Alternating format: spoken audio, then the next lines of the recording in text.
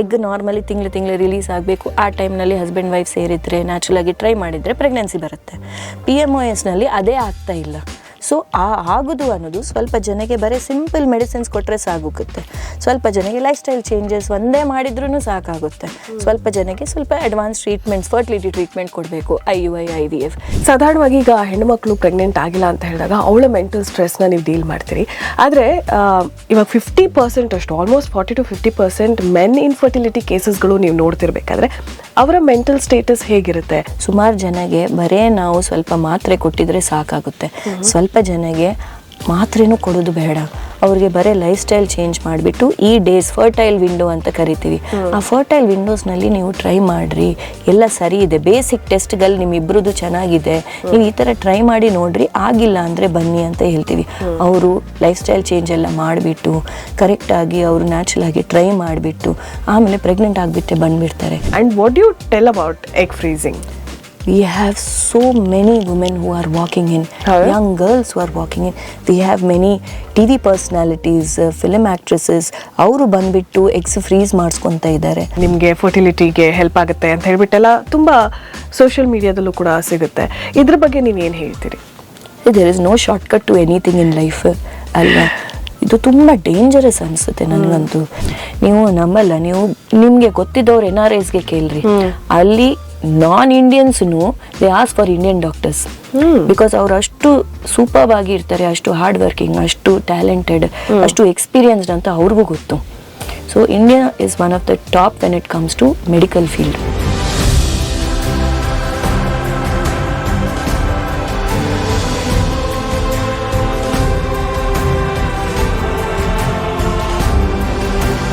ನಮಸ್ಕಾರ. Radio city 91.1 ಅಲ್ಲಿ ನಾನು RJ ನಿಖಿತಾ. ನನ್ನ ಜೊತೆಲಿದ್ದಾರೆ one of the very well known doctors, doctor Sneha Shetty, who is the chief fertility specialist and clinical director, ವೃಕ್ಷ್ fertility Bengaluru. ನಮ್ಮ radio ಸಿಟಿಯಲ್ಲಿ ಇತ್ತೀಚೆಗಷ್ಟೇ ಕರ್ನಾಟಕ ಐಕನ್ ಅವಾರ್ಡ್ಸ್ ನಡೆದಿತ್ತು, ಅದರಲ್ಲಿ excellency in advanced care and fertility ಟ್ರೀಟ್ಮೆಂಟ್ಗೆ ಇವರಿಗೆ ಅವಾರ್ಡ್ ಸಿಕ್ಕಿತ್ತು. ಕಾಂಗ್ರ್ಯಾಚುಲೇಷನ್ಸ್.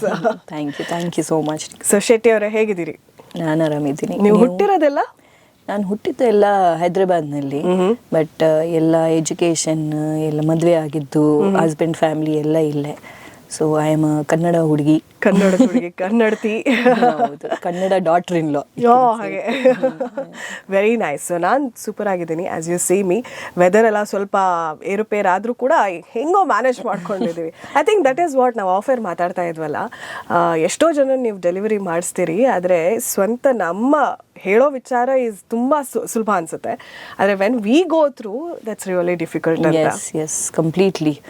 ಎಷ್ಟು ನಾವು ಈಸಿ ಅನ್ಕೊಂತೀವಿ, ಏನಿದೆ, ಓ ಡೆಲಿವರಿ ಆಗಿದೆಯಾ, ಓ ಇದಾಗಿದೆಯಾ, ಬಟ್ ಎಷ್ಟೆಲ್ಲ ಚೇಂಜಸ್ ಆಗುತ್ತೆ ಬಾಡಿನಲ್ಲಿ, ಎಷ್ಟೆಲ್ಲ ಫುಲ್ ಲೈಫೇ ಚೇಂಜ್ ಆಗಿಬಿಡುತ್ತೆ. ಆ ಥರನೇ ಎವ್ರಿಥಿಂಗ್. ಐ ಥಿಂಕ್ ಅದು ಒಂದೇ ಡೆಲಿವರಿ ಅಂತಾನೆ ಅಲ್ಲ, ಪ್ರತಿ ಒಂದಕ್ಕೆ ಒಂದು ನಾವು ಟ್ಯಾಗ್ ಕೊಟ್ಬಿಡ್ತೀವಿ, ಓ ಈ ಥರ ಇದ್ರೆ ಈ ಥರ ಇರುತ್ತೆ. ಬಟ್ ಒಂದು ಮನುಷ್ಯ ಅವರೇ ಗೋ ಥ್ರೂ ಮಾಡುವಾಗ ಅವಾಗೆ ನಮಗೆ ಆಕ್ಚುಲಿ ಗೊತ್ತಾಗುತ್ತೆ ಹೇಗಿರುತ್ತೆ ಅಂತ. ಆಕ್ಚುಲಿ ಹೇಳೋದು ತುಂಬಾ ಸುಲಭ, ತಮ್ಮ ಬುಡಕ್ ಬಂದಾಗ್ಲೇ ಗೊತ್ತಾಗುತ್ತೆ ಅಂತ ಹೇಳ್ತಾರಲ್ಲ colloquially. So that's the beauty at times ಅಲ್ವಾ. ಸೊ ರೀಸೆಂಟ್ಲಿ ಡೆಲಿವರಿ ಆಯ್ತು ಅಂತ ಹೇಳ್ತಾ ಇದ್ರಿ ನೀವು. ಹೌದು. Congratulations baby girl. Yes, proud mother. How was it? So ಎಷ್ಟು ವರ್ಷದಿಂದ ನೀವು ಈ ಫೀಲ್ಡ್ ನಲ್ಲಿ ಇದ್ದೀರಿ?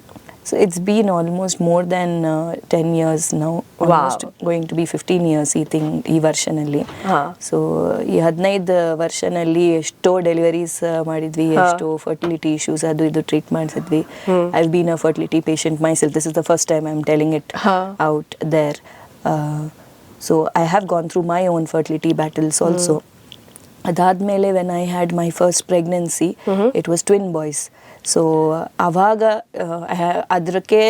ಅದ್ರದ್ದು ಕಾಂಪ್ಲಿಕೇಶನ್ಸ್ ಎಲ್ಲ ಇತ್ತು, ಹೆಲ್ತ್ ಇಶ್ಯೂಸ್ ಏನೋ. ದೆನ್ ಈಗ ಎರಡನೇ ಪ್ರೆಗ್ನೆನ್ಸಿ, ನಾವು ಫೈನಲಿ ಬೈ ಗಾಡ್ಸ್ ಗ್ರೇಸ್, ದೇವ್ರೆ ದಯಾ, ವಿ ಗಾಟ್ ಲಕ್ಷ್ಮಿ ಅಮ್ಮ ಬಂದರು ನಮ್ಮ ಲೈಫ್ನಲ್ಲಿ, got a female baby girl.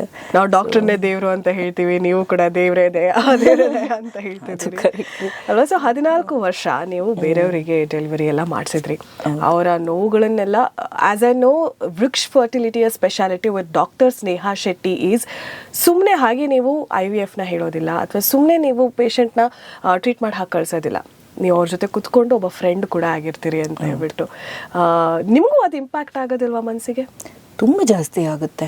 ಮುಂಚೆ ಎಲ್ಲ ನಮ್ಮ ಸೀನಿಯರ್ಸ್ ಇರ್ಲಿ ಎಲ್ಲರ ಅವರು ಹೇಳ್ತಾ ಇದ್ರು, ಈ ತರ ನೀನೆಲ್ಲ ಇಮೋಷನಲ್ ಇದ್ದಿದ್ರೆ ಆಗಲ್ಲ, you have to be very practical, you cannot get emotionally attach ಆಗಲ್ಲ ನಿನಗೆ, ನೀನ್ ಟ್ರೀಟ್ಮೆಂಟ್ ಹೇಗೆ ಮಾಡ್ತೀಯ ಅಂತ.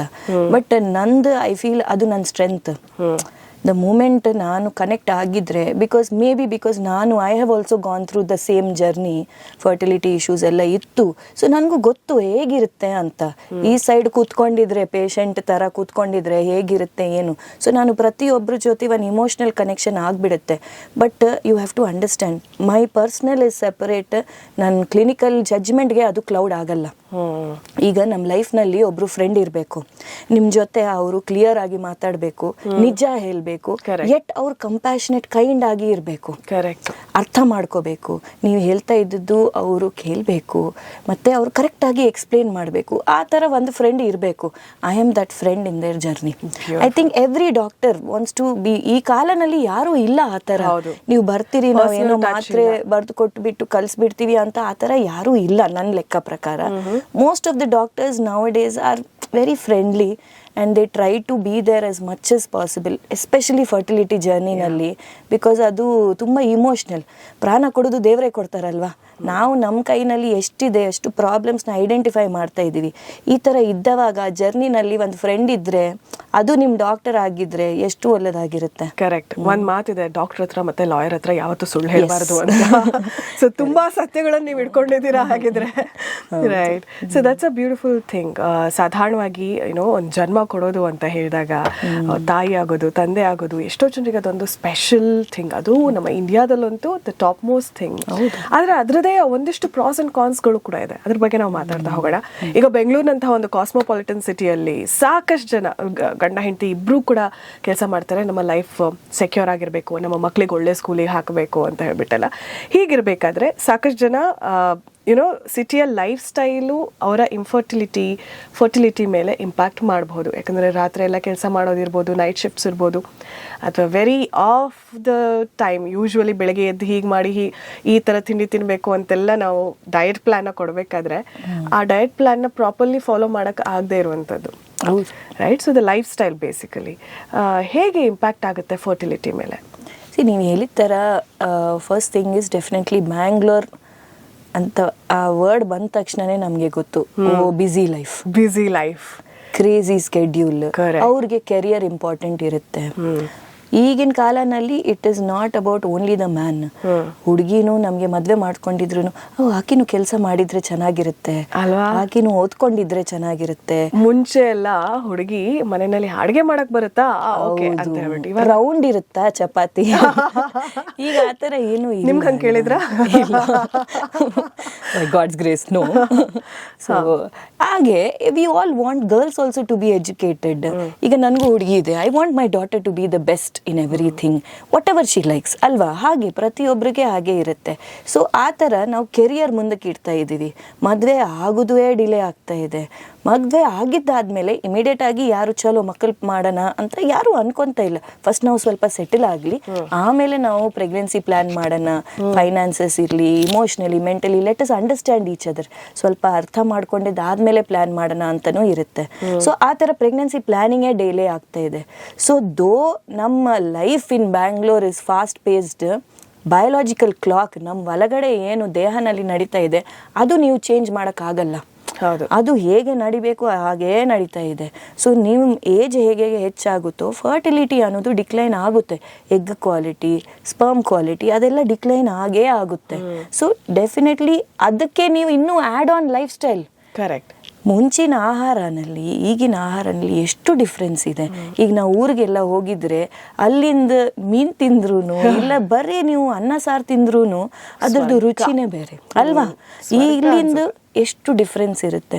ಸೊ ಆ ಥರ ನಾವು everything is polluted, pesticides, stress, ಎಷ್ಟು tension. I was about to ask that. So ಸಾಧಾರಣವಾಗಿ ಲೈಫ್ ಸ್ಟೈಲ್ ನಮ್ದು ಇಷ್ಟೆಲ್ಲ ಬದಲಾಗ್ತಿದೆ ಅಂತ ಹೇಳಿದಾಗ ಎಲ್ಲೋ ಒಂದ್ ಕಡೆ ನಮ್ಗೆ ಇಷ್ಟ ಇರೋದಿಲ್ಲ, ಬಟ್ ವಿ ಫೋರ್ಸ್ ಅವರ್ಸೆಲ್ವ್ಸ್, ಇಲ್ಲ ಫ್ಯೂಚರ್ ಚೆನ್ನಾಗಿರ್ಬೇಕು ಅಂತ ಹೇಳಿ. ಸೊ ಅದಕ್ಕೆ ನಾವು ಏನ್ ಮಾಡ್ತಾ ಇದೀವಿ, ಪ್ರೆಸೆಂಟ್ ನ ಹಾಳು ಮಾಡ್ಕೊಂತ ಇದೀವಿ. ಸೊ ಅದರಿಂದ ಎಲ್ಲ ಫರ್ಟಿಲಿಟಿ ಇಶ್ಯೂಸ್ ಎಲ್ಲ ಬರ್ತಾ ಇದೆ. ರೈಟ್. ಸ್ಟ್ರೆಸ್ ಒಂದು ಮೇನ್ ರೀಸನ್ ಅಂತ ಹೇಳ್ಬಿಟ್ಟು ನಾವು ಮಾತಾಡ್ತಾ ಇದ್ದೀವಿ. ಈಗ ನೈಟ್ ಶಿಫ್ಟು ಈ ಥರ ಎಲ್ಲ ಇದ್ದಾಗ ಅವ್ರಿಗೆ ನೀವೇನು ಹೇಳೋದಕ್ಕೆ ಇಷ್ಟಪಡ್ತೀರಿ? ವೆರಿ ವಿಯರ್ಡ್ ಟೈಮಿಂಗ್ಸ್ ಇರುತ್ತೆ, ಅಂದರೆ it's not a set thing. Even ಅವ್ರು ಕೆಲಸ ಮಾಡುವಂಥ ಪ್ರೊಫೈಲ್ನಲ್ಲಿ ನೀವೇನು ಹೇಳೋಕ್ಕೆ ಇಷ್ಟಪಡ್ತೀರಾ ಅವರಿಗೆ? ಸೊ ಇದು ಕರೆಕ್ಟ್. ಯಾರು ಆಂಟಿ ಅವರು ಹೇಳ್ತಾ ಇರ್ತಾರೆ, ಇಲ್ಲ ನೀನು ಟೆನ್ಷನ್ ತಗೋಬೇಡಮ್ಮ ಆಗೋಗುತ್ತೆ ಅಂತ. ಸೊ ಅದು ಕರೆಕ್ಟ್, ಅವರು ಹೇಳುದನ್ನು ಕರೆಕ್ಟ್. ಸ್ಟ್ರೆಸ್ ಅನ್ನೋದು it is a very important part. ಈಗ ಹೇಗೆ ಅಂದರೆ, ನಾನು ಪ್ರತಿಯೊಬ್ಬರಿಗೆ ಇದು ಎಕ್ಸಾಂಪಲ್ ಕೊಡ್ತೀನಿ. ಈಗ ನೀವು ಒಂದು ಕಾರ್ ನೀವು ಡ್ರೈವ್ ಮಾಡ್ತಾ ಇದ್ದೀರಿ ಅಂದರೆ, ನೀವು ಆರಾಮಾಗಿ ಹೋಗ್ತಾ ಇದ್ದೀರಿ ನೀವು ಡೆಸ್ಟಿನೇಷನ್ಗೆ, ನಿಮ್ಮ ಜೊತೆಗೆ ನಿಮ್ಮ ಕೋ ಪ್ಯಾಸೆಂಜರ್ ನಿಮಗೆ ಇರಿಟೇಟ್ ಮಾಡ್ತಾ ಇದ್ದಾರೆ ಅಂದರೆ ನಿಮಗೆ ಕಷ್ಟ ಆಗುತ್ತೆ ಡ್ರೈವ್ ಮಾಡೋದು. ಇಳಿಸಂಗೂ ಇಲ್ಲ, ಕರ್ಕೊಂಡು ಹೋಗಂಗೂ ಇಲ್ಲ. ಎಕ್ಸಾಕ್ಟ್ಲಿ. ಹಾಗೆ ಇದು ಒಂದು ಗಾಡಿನಲ್ಲಿ ಹೋಗ್ತಾ ಇದ್ದವಾಗ ಸ್ಟ್ರೆಸ್ ನಿಮ್ಮ ಕೋ ಪ್ಯಾಸೆಂಜರ್. ಸೊ ಅದು ಕಂಟಿನ್ಯೂಸ್ ಆಗಿ ಸ್ಟ್ರೆಸ್ ಇದ್ದವಾಗ ಕಾರ್ಟಿಸಾಲ್ ಅಂತ ಒಂದು ಹಾರ್ಮೋನ್ ಇಂಬ್ಯಾಲೆನ್ಸ್ ಆಗುತ್ತೆ. ಅದರಿಂದ ಫಾರ್ ಮೆನ್ ಇರಲಿ ವುಮೆನ್ ಇರಲಿ ತುಂಬ ಹಾರ್ಮೋನಲ್ ಇಶ್ಯೂಸ್ ಇಂದ ಎಗ್ ಕ್ವಾಲಿಟಿ, ಸ್ಪರ್ಮ್ ಕ್ವಾಲಿಟಿ, ಇದೆಲ್ಲ ಓವ್ಯುಲೇಷನ್ ಪ್ರಾಬ್ಲಮ್ಸ್ ಅಂದರೆ ಎಗ್ ರಿಲೀಸ್ ಆಗೋ ಪ್ರಾಬ್ಲಮ್ಸ್, ಸ್ಪರ್ಮ್ ಕ್ವಾಲಿಟಿ ಕಡಿಮೆ ಆಗೋದು, ಇಂಥದ್ದೆಲ್ಲ problems with long standing stress ಅದೆಲ್ಲ ಇರುತ್ತೆ. ಅದಕ್ಕೆ ನಾವು ಹೇಳ್ತೀವಿ ಸ್ಟ್ರೆಸ್ ತಗೋಬೇಡ ಅಂದರೆ ಆಗಲ್ಲ. ನಾವು ಸ್ಟ್ರೆಸ್ ಮ್ಯಾನೇಜ್ ಮಾಡಬೇಕು. ಬಿಕಾಸ್ ಈಗ ಮಗುಗೋಸ್ಕರ ಅಂತ ನೀವು ಕೇಳ್ತಾ ಇದ್ದೀರಿ, ಬಟ್ ಮಗು ಆಗಿದ್ದಾದ್ಮೇಲೆ ಸ್ಟ್ರೆಸ್ ಇರಲ್ಲನಾ? ಸ್ಟ್ರೆಸ್ ಇರುತ್ತೆ. ಅವರು ಚೆನ್ನಾಗಿ ನಡೀತಾ ಇದ್ದಾರಾ, ಮಾತಾಡ್ತಾ ಇದ್ದಾರಾ, ಎಷ್ಟೆಲ್ಲ life long there is stress only. ನಾವು ಮತ್ತೆ ಹೇಗೆ ಇರೋದು? So we have to learn to manage stress. ಯಾವುದೋ ಒಂದು ಹಾಬಿ ಡೆವಲಪ್ ಮಾಡಿರಿ, ಇಲ್ಲ ಮೆಡಿಟೇಷನ್, ಯೋಗ, ನಿಮಗೆ ಡಾನ್ಸಿಂಗ್ ಇಷ್ಟನ, ಯಾವುದಾರ್ದು ಒಂದು ನಮಗೆ ಒಂದು ಇರಬೇಕು. ನಾವು ಹೋಗಿ ನಮ್ಮ ಸ್ಟ್ರೆಸ್ ಮ್ಯಾನೇಜ್ ಮಾಡ್ಕೊಳ್ಳಿಕ್ಕೆ ಇದು ನಮ್ಮದು ಎಸ್ಕೇಪ್ ರೂಟ್ ಅಂತ. ಅದು ಮಾಡಿಸ್ಕೊಂಡಿದ್ರೆ get back to normalcy, manage it and then again ಮತ್ತೆ ನಾವು ಆ ಸ್ಟ್ರೆಸ್ಫುಲ್ ಎನ್ವಿರಾನ್ಮೆಂಟ್ನಲ್ಲಿ ಇದ್ದವಾಗ ಅಷ್ಟು ನಮ್ಮ ಹೆಲ್ತ್ ಮೇಲೆ ಎಫೆಕ್ಟ್ ಆಗಲ್ಲ. ಸೊ ಒಂದಂತೂ ಕ್ಲಿಯರು, ಸ್ಟ್ರೆಸ್ ಅಂತ ನಿಮ್ಗೆ ಅನಿಸಿದಾಗ ಎಸ್ಕೇಪ್ ರೂಟ್ನ ನಾವು ಕಂಡು ಹಿಡ್ಕೋಬೇಕು. ಯಾರಿಗೂ ಅದನ್ನು ಹೇಳ್ತಿರೋ ಬಿಡ್ತಿರೋ ಸ್ಟ್ರೆಸ್ ಮ್ಯಾನೇಜ್ ಮಾಡ್ಕೊಳ್ಳೋದು ಎಲ್ಲರಿಗೆ ಅದು ಒಂದು ನಾವು ನೋಡ್ಕೋಬೇಕು. ಮೀನ್ವೈಲ್ ಇವಾಗ PCOSನ PMOS ಅಂತ ಹೇಳ್ಬಿಟ್ಟು ಹೇಳ್ತಾರೆ. ಫರ್ಟಿಲಿಟಿ ಮತ್ತು PCOS ಅಥವಾ PMOS ಹೇಗೆ ಕನೆಕ್ಟೆಡ್? ಸೊ PMOS ಅಂದರೆ ಈಗ ಮುಂಚಿನ ಕಾಲ ನೀವು ಹೇಳಿರ್ತಾರ PCOD ಅಂದರೆ ಪಾಲಿಸಿಸ್ಟಿಕ್ ಓವೇರಿಯನ್ ಡಿಸೀಸ್, ಅಂದರೆ ಬರೀ ಓವರಿಯಿಂದನೇ ಪ್ರಾಬ್ಲಮ್ ಅಂತ ನಮಗೆ ಗೊತ್ತಿತ್ತು. ಈಗ ಇಷ್ಟು ವರ್ಷದಿಂದ ನಮಗೆ ರಿಸರ್ಚ್ ಎವಿಡೆನ್ಸ್ ಅದೆಲ್ಲ ನೋಡಿ ಎಲ್ಲ ಓದಿ ಅವರೆಲ್ಲ ಈಗ ಇಂಟರ್ನ್ಯಾಷನಲಿ ಹೆಸರೇ ಚೇಂಜ್ ಮಾಡಿಬಿಟ್ಟಿದ್ದಾರೆ. PMOS ಅಂದರೆ ಈಗ ಫುಲ್ ಅದು ಮೆಟಬಾಲಿಕ್ ಡಿಸೀಸ್. ಸೊ ಎಲ್ಲ ಪ್ರತಿ ಒಂದು ಆರ್ಗನ್ ನಮ್ಮ ದೇಹನಲ್ಲಿ ಎಫೆಕ್ಟ್ ಆಗುತ್ತೆ ಅಂತ ಒಂದು ಅರ್ಥ. ಸೊ ಬರೇ ಓವರಿ, ಬರೇ ಫರ್ಟಿಲಿಟಿ ಅದು ಒಂದೇ ಟ್ರೀಟ್ ಮಾಡಿದರೆ ಸಾಕಾಗಲ್ಲ. ನಿಮ್ಮ ಲೈಫ್ ಸ್ಟೈಲ್ ಖಂಡಿತ ನೀವು ಕರೆಕ್ಟ್ ಮಾಡಿಸ್ಕೋಬೇಕು. ಅದ್ರ ಜೊತೆಗೆ ನಿಮಗೆ ಮೇನ್ಲಿ ಏನಾಗುತ್ತೆ, ಎಗ್ ರಿಲೀಸ್ ಆಗೋದು ಕಷ್ಟ. ಸೊ PMOSನಲ್ಲಿ ಅದು ಸ್ವಲ್ಪ ಮೊಂಡಾಗಿ ಇರುತ್ತೆ. ಎಗ್ ನಾರ್ಮಲಿ ತಿಂಗಳು ರಿಲೀಸ್ ಆಗಬೇಕು. ಆ ಟೈಮ್ನಲ್ಲಿ ಹಸ್ಬೆಂಡ್ ವೈಫ್ ಸೇರಿದರೆ ನ್ಯಾಚುರಲ್ ಆಗಿ ಟ್ರೈ ಮಾಡಿದರೆ ಪ್ರೆಗ್ನೆನ್ಸಿ ಬರುತ್ತೆ. PMOSನಲ್ಲಿ ಅದೇ ಆಗ್ತಾ ಇಲ್ಲ. ಸೊ ಆಗೋದು ಅನ್ನೋದು ಸ್ವಲ್ಪ ಜನಕ್ಕೆ ಬರೀ ಸಿಂಪಲ್ ಮೆಡಿಸಿನ್ಸ್ ಕೊಟ್ಟರೆ ಸಾಗುತ್ತೆ, ಸ್ವಲ್ಪ ಜನಕ್ಕೆ ಲೈಫ್ ಸ್ಟೈಲ್ ಚೇಂಜಸ್ ಒಂದೇ ಮಾಡಿದ್ರೂ ಸಾಕಾಗುತ್ತೆ, ಸ್ವಲ್ಪ ಜನಕ್ಕೆ ಸ್ವಲ್ಪ ಅಡ್ವಾನ್ಸ್ ಟ್ರೀಟ್ಮೆಂಟ್ಸ್, ಫರ್ಟಿಲಿಟಿ ಟ್ರೀಟ್ಮೆಂಟ್ ಕೊಡಬೇಕು, IUI IVF. ಬಟ್ ಆಗಲ್ಲ ಅಂತ ಅದು ಒಂದು ವರ್ಡಿಕ್ಟ್. ಈಗ ಕೇಸ್ ಏನಾದರೂ ಕೋರ್ಟ್ನಲ್ಲಿ ಇದ್ದವಾಗ ಇಲ್ಲ this is wrong, he is an accuse person is guilty ಅಂತ ಆ ಥರ ನಮಗೆ ವರ್ಡಿಕ್ಟ್ ಇರುತ್ತೆ. PCOS PMOS ಇದ್ದವಾಗ ನಿಮಗೆ ಮಕ್ಕಳಾಗಲ್ಲ ಅಂತ ಆ ಥರ ವರ್ಡಿಕ್ಟ್ ಕೊಡೋಕ್ಕಾಗಲ್ಲ. ನಿಮಗೆ ಆಗುತ್ತೆ. Sometimes easy journey, sometimes difficult journey. So ಅದು ಒಬ್ರೊಬ್ರು ಇಶ್ಯೂ ಪ್ರಕಾರ ಎಷ್ಟು ಸಿವಿಯರ್ ಆಗಿದೆ ಆ ಸಿವಿಯಾರಿಟಿ ಪ್ರಕಾರ ನಾವು ಹೇಳಲಿಕ್ಕಾಗುತ್ತೆ. ಸೊ ನಿಮ್ಮ ಮಾತಿಂದ ಅರ್ಥ ಆಗುತ್ತೆ ವೃಕ್ಷ್ ಫರ್ಟಿಲಿಟಿಯಲ್ಲಿ ಪ್ರಿವೆಂಟಿವ್ ಮೆಡಿಸಿನ್ ಕೂಡ. ಸೊ ಒಬ್ರು ಯಾರೋ ಬಂದರು IVF ಮಾಡಬೇಕು ಅಂತ ಹೇಳಿದ ತಕ್ಷಣ ನೀವು ಹೋಗಿ IVFಗೆ ಓಕೆ ಅನ್ನೋದಿಲ್ಲ, ಬಟ್ ಯಾವ ರೀತಿ ಬಾಡಿ ಟೈಪು ಅಥವಾ ಏನು ಚಾಲೆಂಜಸ್ ಅವ್ರು ಫೇಸ್ ಮಾಡ್ತಿದ್ದಾರೆ ಅಂತ ನೋಡಿಕೊಂಡು ನೀವು ಟ್ರೀಟ್ಮೆಂಟ್ ಕೊಡ್ತೀರಾ? ಹೌದು, ಖಂಡಿತ. ಈಗಿನ ಕಾಲನಲ್ಲಿ ನೀವು ನಂಬಲ್ಲ, ಅವ್ರು ಏನಂತಾರೆ, ಡಾಕ್ಟರ್ ನಮಗೆ 2 ತಿಂಗಳು ಇದೆ, ಈ 2 ತಿಂಗಳಿನಲ್ಲಿ ನಾವು ಪ್ರೆಗ್ನೆಂಟ್ ಆಗಬೇಕು. ಸೊ ವಿ ಬೋತ್ ಆರ್ ಮಾತಾಡ್ತಾರಾ? ಹೌದು, ನಿಜ. ನಮಗೆ we both are thinking IVF ನಲ್ಲಿ ಜಾಸ್ತಿ ಸಕ್ಸಸ್ ಕ್ಲಾಡ್ ನಲ್ಲಿ ChatGPT ನಲ್ಲಿ ನೋಡಿದ್ವಿ. ಮೆಷರ್ ಇಸ್ ಟು ಫಸ್ಟ್ ನೀವು ನಿಮ್ಮಿಬ್ರದ್ದು ಬೇಸಿಕ್ ಚೆಕ್ ಮಾಡ್ಕೊಳ್ಳಿ, ಆಮೇಲೆ ಲೆಟ್ ಅಸ್ ಟ್ರೈ ನ್ಯಾಚುರಲಿ. ಅದರಲ್ಲಿ ಆಗಿಲ್ಲ or there is some problem ಅಂದರೆ ಮಾತ್ರ ನೀವು IVFಗೆ ಹೋಗೋದು. It's not a shortcut to pregnancy. ಅದರಲ್ಲಿನೂ ಓನ್ ಪ್ರಾಬ್ಲಮ್ಸ್ ಇರುತ್ತೆ ಅಲ್ವಾ? You have to take injections, you have to go through lot of mental emotional stress. ಯಾಕೆ ಎವ್ರಿಥಿಂಗ್ ನಮ್ಮ ಪ್ರಕಾರನೇ, ನಮ್ಮ ಲೆಕ್ಕ ಪ್ರಕಾರನೇ ಎಲ್ಲ ಆ ಟೈಮ್ ಲೈನಲ್ಲೇ ಆಗಬೇಕಂದ್ರೆ ಹೇಗೆ ಸಾಧ್ಯ? ಹೌದು. So everything takes time. Everything takes time. ಈಗ ಮಗು ಆಗಿದ ತಕ್ಷಣ ನಿಮಗೆ ಮಗು ಬೇಕಾ ನೆಕ್ಸ್ಟ್ ಮಂತ್? 9 months ವೇಟ್ ಮಾಡಬೇಕಲ್ವಾ? ಹಾಗೆ everything has to go through its own thing. But at the same time ಸ್ವಲ್ಪ ಜನಗೆ ನಾವು ಪರೀಕ್ಷೆಗಳೆಲ್ಲ ನೋಡಿಬಿಟ್ಟೇ ಹೇಳ್ಬಿಡ್ತೀವಿ, ಇಲ್ಲಮ್ಮ 2 ಟ್ಯೂಬ್ ಬ್ಲಾಕ್ ಇದೆ, ಎಗ್ಸೇ ಇಲ್ಲ ಸ್ಪರ್ಮ್ಸೇ ಇಲ್ಲ ಏನಾದರೂ ಆ ಥರ ಪ್ರಾಬ್ಲಮ್ಸ್ ಇದ್ದವಾಗ ಇಲ್ಲ ನೀವು IVFಗೆ ಹೋಗಬೇಕು ಅಂತ. ಸೊ ಆ ಥರ ಸಿಚುವೇಶನ್ ಪ್ರಕಾರ ಅವರು ರಿಪೋರ್ಟ್ಸ್ ಪ್ರಕಾರ ನಾವು ಅದರ ಪ್ರಕಾರ ಏನು ಟ್ರೀಟ್ಮೆಂಟ್ ಹೇಗೆ ಹೋಗೋದು ಅಂತ ಒಂದು ಪ್ಲಾನ್ ಅದು ಬರ್ದುಕೊಡ್ತೀವಿ. ಸೂಪರ್. ಇವಾಗ ಟಾಕಿಂಗ್ ಅಬೌಟ್ ಇನ್ಫರ್ಟಿಲಿಟಿ ಅಂತ ಹೇಳಿದಾಗ ಸಾಧಾರಣವಾಗಿ ಬ್ಲೇಮ್ ಮಾಡುವಂಥದ್ದು ಹೆಣ್ಮಕ್ಳನ್ನೇ, ಅಂದರೆ they will be the target. ಆದರೆ ಮೆನ್ ಮತ್ತು ಇನ್ಫರ್ಟಿಲಿಟಿ ಬಗ್ಗೆ ನಿಮ್ಮ ಒಪಿನಿಯನ್ ಏನು? In our fertility centre, in my practice overall ನಾನು ನೋಡಿದ್ದು ಏನಂದರೆ ಅರ್ಧ ಕೇಸಸ್ ನಮ್ಮದು ಮೇಲ್ ಫರ್ಟಿಲಿಟಿ ರಿಲೇಟೆಡ್ ಇರುತ್ತೆ. So it's 50-50. 40 to 50% of all the cases are contributed by males also. So ಈಗಿನ ಕಾಲನಲ್ಲಿ ಬರೀ ಒಬ್ರು ಬಂದ ತಕ್ಷಣ ನಾವು ಇಬ್ಬರಿಗೆ ಪರೀಕ್ಷೆಗಳೆಲ್ಲ ಕೊಡ್ತೀವಿ. ಮೇಲ್ ಸೈಡಿಂದ ಏನಿರುತ್ತೆ, ಫಸ್ಟ್ ನಿಮ್ಮ ಬೇಸಿಕ್ ಹೆಲ್ತ್ ಚೆನ್ನಾಗಿರಬೇಕು, ಎರಡನೇದು ಸಿಂಪಲ್ ಸೀಮನ್ ಅನಾಲಿಸಿಸ್ ಕಣ ಪರೀಕ್ಷೆ ನೀವು ಮಾಡಿಸ್ಕೋಬೇಕು. ಅದು very simple, very cost effective test. Men have semen sample. ಆ ಕಣ ಪರೀಕ್ಷೆನ ನಾವು ಮೈಕ್ರೋಸ್ಕೋಪ್ ಕೆಳಗಡೆ ಇಟ್ಟಿದ ತಕ್ಷಣ ನಮಗೆ ಎಲ್ಲ ಗೊತ್ತಾಗ್ಬಿಡುತ್ತೆ ಎಷ್ಟು ಕಣ ಇದೆ. ಮೂವೀಸ್ನಲ್ಲಿ ತೋರಿಸ್ತಾರೆ sperms will swim and go forward ಅಂತ. ಆ ಥರ ಸ್ವಿಮ್ ಮಾಡ್ಕೊಂಡು ಹೋಗೋದು ಶಕ್ತಿ ಎಷ್ಟು ಕಣಗೆ ಇದೆ? ಅಟ್ಲೀಸ್ಟ್ 30%, 30% ಕಣಗೆ ಅಷ್ಟು 30% ಇದೆಯಾ ಇಲ್ಲ ತುಂಬ ಕಡಿಮೆ ಇದೆಯಾ? ಅದರದ್ದು ಚಲನ ಶಕ್ತಿ ಜೊತೆಗೆ ಆಕಾರ, ಹೆಡ್ ಬಾಡಿ ಟೇಲ್ ಅಂತ ಇರುತ್ತೆ. ಆ ಸ್ಪರ್ಮ್ ಆಕಾರ ಎಲ್ಲ ಚೆನ್ನಾಗಿದೆಯಾ, ಎಷ್ಟು ಅಬ್ನಾರ್ಮಲ್ ಫರ್ಮ್ಸ್ ಇದೆ, ಅದೆಲ್ಲ ನಮಗೆ ಒಂದು ರಿಪೋರ್ಟ್ ಕಾರ್ಡ್ ಥರ ಒಂದು ಅದು ಗೊತ್ತಾಗಿದ್ದರೆ we will come to know about male fertility part. ಅದೇ ಫೀಮೇಲ್ ಫರ್ಟಿಲಿಟಿ ಸೈಡಿಂದ ನಮಗೆ ಎಗ್ ಸ್ಯಾಂಪಲ್ ಏನಿಲ್ಲ.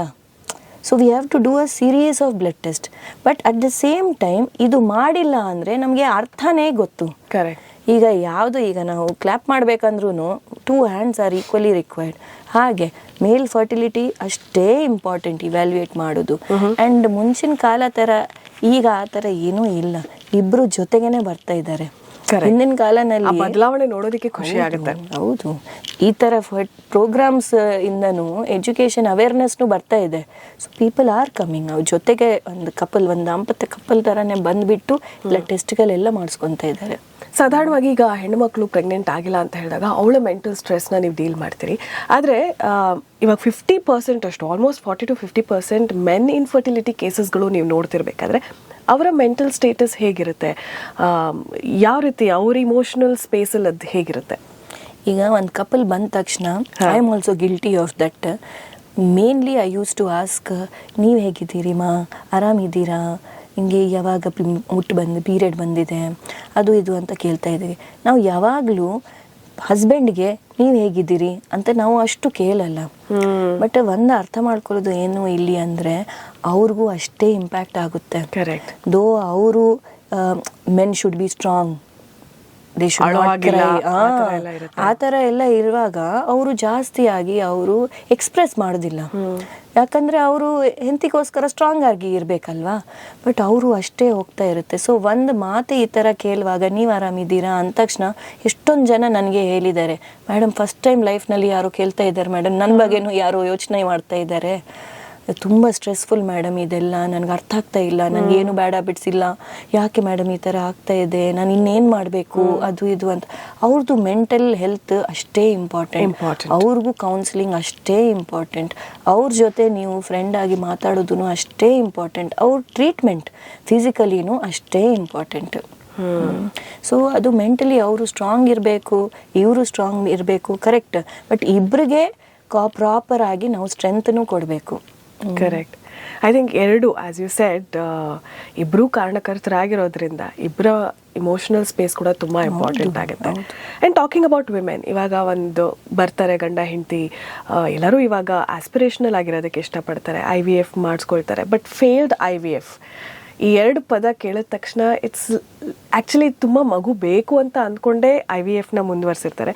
ಬಟ್ ಫೇಲ್ಡ್ IVF ಅಂತ ಬಂದಾಗ ಅಲ್ಲಿ ಹೇಗಿರುತ್ತೆ situation, and as a doctor ನೀವು ಅದನ್ನು ಹೇಗೆ ಡೀಲ್ ಮಾಡ್ತೀರಾ? ಫೇಲ್ಡ್ IVF ಆ ವರ್ಡೇ ಎಷ್ಟು ಡೆವಸ್ಟೇಟಿಂಗ್. ಅವ್ರಿಗೆ ಒಂದು ಕನಸಿರುತ್ತೆ, ಓಕೆ ನಾವು IVF ಮಾಡಿಸ್ಕೊತಾ ಇದ್ವಿ, ಈಗ ಪಾಸಿಟಿವ್ ಬಂದರೆ ಈ ಥರ ಇರುತ್ತೆ, ಓ ನಮ್ಮ ಪ್ರೆಗ್ನೆನ್ಸಿ ಈ ಥರ ಇರುತ್ತೆ. ರಿಸಲ್ಟ್ ಬಂದ ತಕ್ಷಣ ಅದು ನೆಗೆಟಿವ್ ಅಂದ ತಕ್ಷಣ ಅದು ಎಲ್ಲ ಡಿಸ್ಟ್ರಾಯ್ ಆಗಿಬಿಡುತ್ತೆ. ಸೊ ಅದು ಒಂದು, ನಾವು ಅವ್ರಿಗೆ ಸ್ವಲ್ಪ ಟೈಮ್ ಕೊಡಬೇಕು. Let them also heal from it. ಅದರಾದ್ಮೇಲೆ ನಾವು ಪ್ಲ್ಯಾನ್ ಮಾಡಬೇಕು. ಒಂದು ನೀವು ಅರ್ಥ ಮಾಡ್ಕೋಬೇಕು, ಇದಕ್ಕೆ ಮುಂಚೆ ನಾವು ಒಂದು ಒನ್ ಲೈನ್ ಯೂಸ್ ಮಾಡಿದ್ವಿ, it is not the final verdict ಅಂತ. ಫೇಲ್ಡ್ IVF ಅಂದ ತಕ್ಷಣ ಇವ್ರಿಗೆ ಮಕ್ಕಳಾಗಲ್ಲ ಅಂತ ಅಲ್ಲ. ಫೇಲ್ಡ್ IVF ಅಂದರೆ IVF ನಮಗೆ ನಮಗೂ ಗೊತ್ತಿಲ್ಲ. ಈಗ ನಾನು ನೋಡಿದ ತಕ್ಷಣ ನಿಮ್ಗೆ ಗೊತ್ತಾ ಹೇಗಿದೆ ನನ್ನ ಎಗ್ಸ್ ಅಂತ ನಿಮಗೆ ಹೇಳೋಕ್ಕಾಗಲ್ಲ. ಯಾರೋ ಒಬ್ರಿಗೆ ನೋಡಿದ ತಕ್ಷಣ ಈ ಥರ ಇದೆ ಆ ಥರ. IVFನಲ್ಲಿ ನಾವು ಎಗ್ಸ್ ತೆಗಿತಾ ಇದ್ದೀವಿ, ಸ್ಪರ್ಮ್ನ ಅದ್ರ ಜೊತೆಗೆ ಇಡ್ತಾ ಇದ್ದೀವಿ, ಭ್ರೂಣ ಫಾರ್ಮ್ ಆಗೋಕ್ಕೆ ವೇಟ್ ಮಾಡ್ತಾ ಇದ್ದೀವಿ. ಸೊ ಎಗ್ಸ್ ಹೇಗಿತ್ತು, ಸ್ಪರ್ಮ್ಸ್ ಹೇಗಿತ್ತು, ಸ್ಪರ್ಮ್ಸ್ ಹಾಕಿದ್ದಾದ್ಮೇಲೆ ಆ ಭ್ರೂಣ ಹೇಗಿತ್ತು, ಆ ಭ್ರೂಣನ ಗರ್ಭಾಶಯ ಒಳಗಡೆ ಹಾಕುವಾಗ ಗರ್ಭಾಶಯ ಲೈನಿಂಗ್ ಹೇಗಿತ್ತು, ಅದೆಲ್ಲ ನಮಗೆ ಬೇಸಿಕ್ ಇನ್ಫಾರ್ಮೇಷನ್ ಬಂದುಬಿಡುತ್ತೆ. ಸೊ IVFಯಿಂದ ನಮಗೆ ಇನ್ಫಾರ್ಮೇಷನ್ ಗೊತ್ತಾಗಿದ್ದಾದಮೇಲೆ ನಮಗೂ ಒಂದು ಐಡಿಯಾ ಬರುತ್ತೆ, ನೆಕ್ಸ್ಟ್ IVFಗೆ ಹೋಗಬೇಕಾ, ನೆಕ್ಸ್ಟ್ ಪ್ರೆಗ್ನೆನ್ಸಿ ಪ್ಲ್ಯಾನಿಂಗ್ಗೆ ನಾವು ಹೇಗೆ ಪ್ಲ್ಯಾನ್ ಮಾಡೋದು, ಏನು ಇಂಪ್ರೂವ್ ಮಾಡ್ಬೋದು, ಎಲ್ಲಿ we have to work, protocol ಏನಾದರೂ ಚೇಂಜ್ ಮಾಡಬೇಕಾ, ಮಾತ್ರೆ ಚೇಂಜ್ ಮಾಡಬೇಕಾ, ಎಲ್ಲಿ ಏನು ಅನ್ನೋದು ನಮಗೂ ಗೊತ್ತಾಗುತ್ತೆ. ಸೊ ಆವಾಗ ನೀವು ಡಿಸ್ಕಸ್ ಮಾಡ್ಕೊಳ್ಳೋದು ಈಸಿ ಆಗುತ್ತೆ. ಯಾಕಂದರೆ ನೀವು ಒಂದ್ಸಲ ಹೋಗಿದ್ರೆ ನಿಮಗೆ ಎಲ್ಲ ಅರ್ಥ ಆಯಿತು ಈಗ ಹೇಗಿರುತ್ತೆ ಏನು ಅಂತ. ಸೊ ನೀವು ಪ್ಲ್ಯಾನಿಂಗ್ ಮಾಡ್ಕೊಳ್ಳಿಕ್ಕೆ ನಿಮ್ಮ ಡಾಕ್ಟರ್ಗೂ ನಿಮಗೂ ಅದು ಒಂದು ಒಳ್ಳೆ ಸ್ಟೆಪ್. ದೆನ್ ನೀವು ಆರಾಮಾಗಿ ಮಾತಾಡಿ ನೀವು ಪ್ಲ್ಯಾನ್ ಮಾಡ್ಕೋಬೋದು. ಸೂಪರ್.